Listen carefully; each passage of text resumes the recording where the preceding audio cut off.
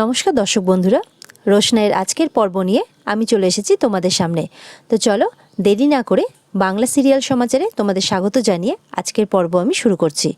শুরুতেই ছোট রোশনাইকে বলছে, রোশনাই তোমাকে তো দেখতে আজকে দারুণ লাগছে, চেনাই যাচ্ছে না, খুব সুন্দর লাগছে। সুরঙ্গমা তখন বলে, তাই নাকি? এরকম সুন্দরী মেয়ে কখনো এর আগে দেখেননি? ছোটু তখন বলে, দেখুন ম্যাডাম, সৌন্দর্যের বোধ তো এক একজনের এক এক রকম হয়। আমার আজকে ওকে দেখে সুন্দর বলে মনে হয়েছে, আর আমার যেটা মনে হচ্ছে যে সত্যি ওর থেকে সুন্দর মেয়ে আমি এর আগে কখনো দেখিনি। তুই সুখে থাক মা, ভালো থাক, এটাই আমি কামনা করি, ছোটু বলে। বড় মা তারপরে বলে, এবার আমরা দেরি করে বরঞ্চ আশীর্বাদটা শুরু করে দিই। রোশনাই বসে পড়ে। তারপরে মিনি আসে, বলে, কী রে রোশনাই, তুই আমাকে ছেড়ে চলে এলি কেন? এমনি একা একা ছিলাম, আমাকে ছেড়ে এরকমভাবে আসতে আছে? তখন বড় মা বলে, আচ্ছা মিনি, ও তো কোথাও পালিয়ে যায়নি, ও তো এখানেই এসেছে, আর তুমি এত লিপস্টিক লাগিয়েছো কেন? তখন বলে, কি সুন্দর লাগছে না দেখতে আমাকে, দেখো বেঁকামুখিও তো লাগিয়েছে, আমার থেকে তো বেশি লাগিয়েছে, বলে হাসতে থাকে।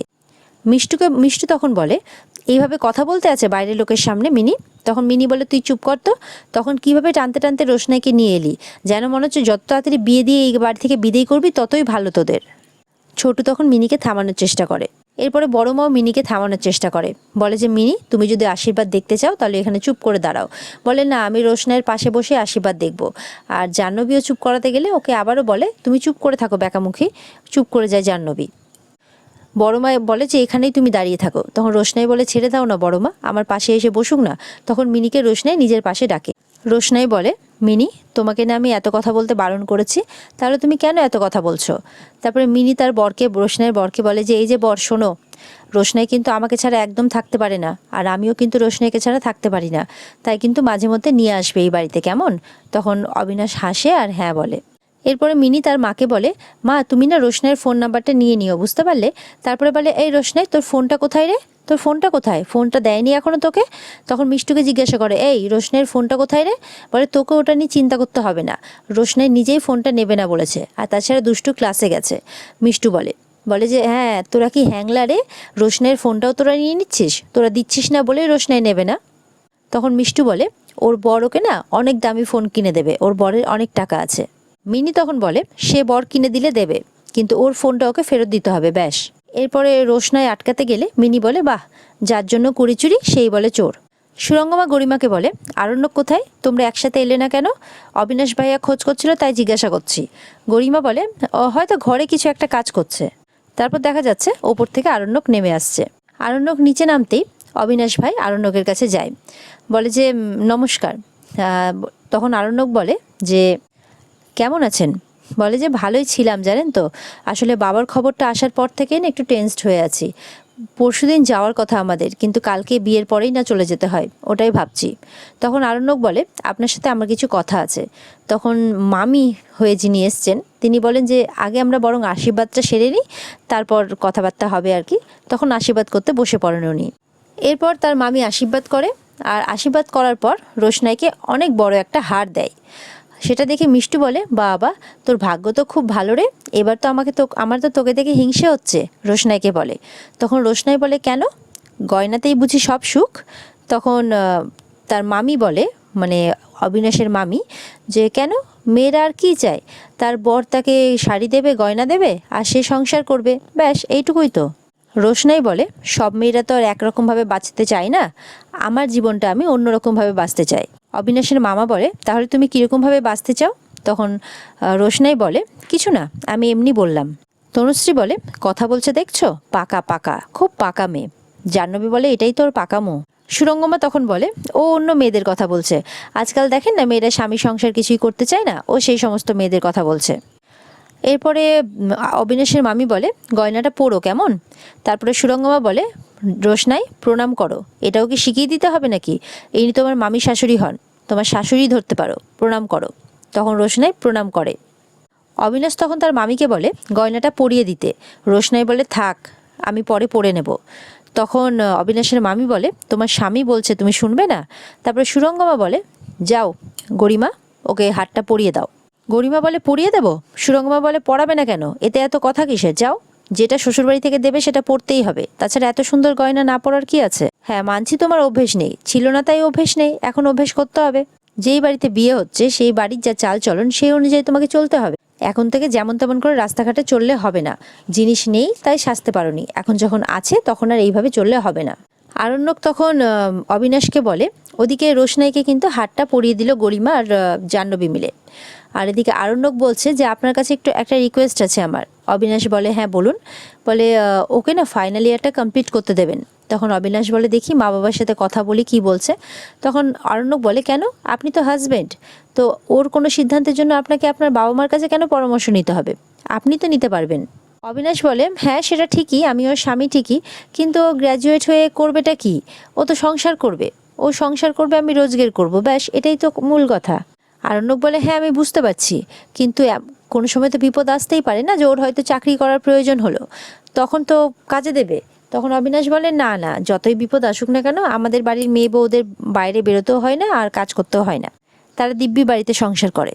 আর বিপদের দিনের কথা বলছেন, সে সঞ্চয় আমাদের করা আছে, ভগবানের আশীর্বাদে আমাদের অনেক আছে। আরণ্যক বলে হ্যাঁ, তবে ওর জন্য তো আপনার কতটা প্রাউড ফিল হবে না সবাই যখন জানবে যে ও একজন গ্র্যাজুয়েট।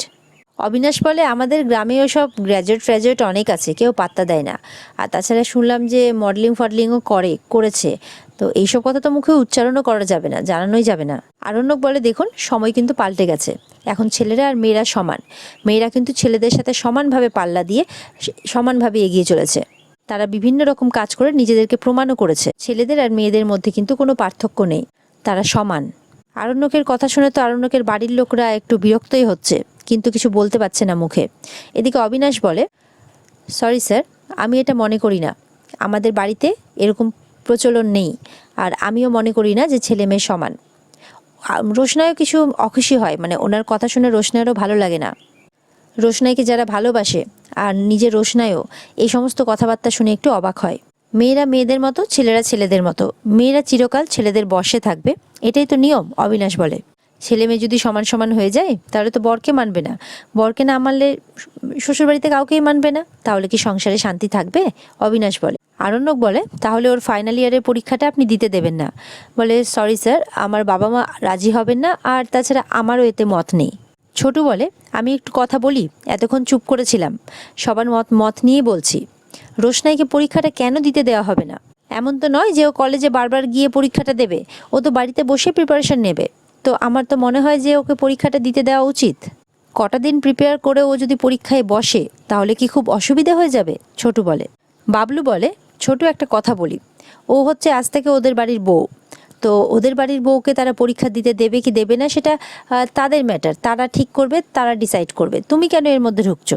আরণ্যক বলে বাবা, ও অন্য বাড়ির বউ নয়, ও হচ্ছে রোশনাই, ওর একটা নিজস্ব পরিচয় রয়েছে, ও একজন ফাইনাল ইয়ারের স্টুডেন্ট, ও একজন ডান্সার, আর সবে মডেলিং জগতে পা দিয়েছে, যেখানে ও প্রচুর কমপ্লিমেন্টস পেয়েছে, এটা ওর পরিচয়। রোশনাই আরণ্যকের কথা শুনে আরণ্যকের দিকে তাকিয়ে থাকে। দিদা বলে বাদশা, এখন তো এই কথাগুলো কাজে লাগবে না, কেন এই কথাগুলো বলছো? What's your problem Aranyak? Garima বলে এখনও তো রোশনাই বিয়ে করে এই বাড়ি থেকে গেল না, তুমি এখন থেকে ওকে প্রেশারাইজ করা শুরু করে দিয়েছো। আরণ্যক বলে কেন বলবো না, অবশ্যই বলবো, ওর সাথে তো আর রোজ রোজ দেখা হবে না, হয়তো আর কোনো দিনই দেখা হবে না, তাই বললাম।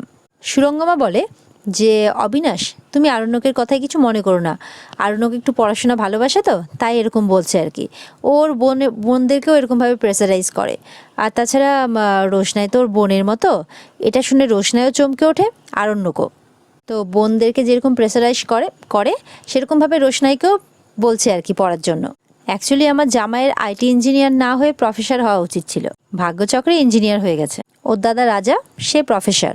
তনুশ্রী বলে ওনাদের তো আশীর্বাদ করা হয়ে গেল, এবার কি কেউ করবে? তখন বড়মা বলে আমি একটু আশীর্বাদ করতে চাই। তনুশ্রী আর জাহ্নবী আর সুরঙ্গমা মুখটা যেন কেমন করে। তারপরে বড়মা বসে রোশনাইকে আশীর্বাদ করতে। এরপরে রোশনাইকে আশীর্বাদ করে বড়মা, আর বলে যে রোশনাই, তোমাকে আশীর্বাদ করা ছাড়া আমার কাছে না দেওয়ার মতো কিচ্ছু নেই, বলে কাঁদতে থাকে। রোশনাইও কাঁদতে থাকে, বড়মাকে প্রণাম করে। এরপরে মিনি জেদ করে আশীর্বাদ করার জন্য আর বসে পড়ে। মিনি বলে রোশনাই, যখন আমার পয়সা হবে না তখন তোর জন্য খুব সুন্দর একটা গিফট কিনবো। কি কিনবো বলতো? টুকটুকে লাল রঙের একটা লিপস্টিক। রোশনাইয়ের মনটা ভরে আসে মিনির কথা শুনে, চোখে জল। মিনি বলে খুব ভাল লাগবে তোকে, বলে হাসতে থাকে। রোশনাই বলে মিনি, আমি তোমাকে বলেছি না যে তুমি আমার সব থেকে সুন্দর গিফট, আমার আর কিচ্ছু লাগবে না। মিনির মা বাবা, ছোটু, আরণ্যক সবাই রোশনাইয়ের কথা শুনে খুশি হয়, তাদের চোখে জল। মিনি বলে, ছোটু তুমি শুনলে রোশনাই কি বলেছে? আমাকে গিফট বলেছে। ছোটু তো হাসে, মিনিকে কাছে ডাকে। আর এদিকে মিনির বাবা বলে, আচ্ছা ঠিক আছে ঠিক আছে, অনেক হয়েছে। তারপরে মিনির বাবা বসে আশীর্বাদ করতে। মিনির বাবার আশীর্বাদ হয়ে গেলে রোশনাই বলে, জেঠু তোমরা না মিনির খুব ভালো জায়গায় ট্রিটমেন্ট করিও, দেখবে ও সুস্থ হয়ে যাবে। আর ও না খুব ভালো গান গায়, তোমরা না ওর গানের ব্যাপারটা নিয়ে একটু দেখো, সবাই একটু ভেবো। মিনির বাবার হাত ধরে বলে। মিনির বাবা বলে, সুখে থেকো মা, ভালো থেকো। আর এখানে আজকের পর্ব শেষ হয়ে যায়। তো বন্ধুরা, এই ছিল আজকের পর্ব। দেখা হচ্ছে তোমাদের সাথে আগামীকালকে রোশনাইয়ের নতুন পর্ব নিয়ে।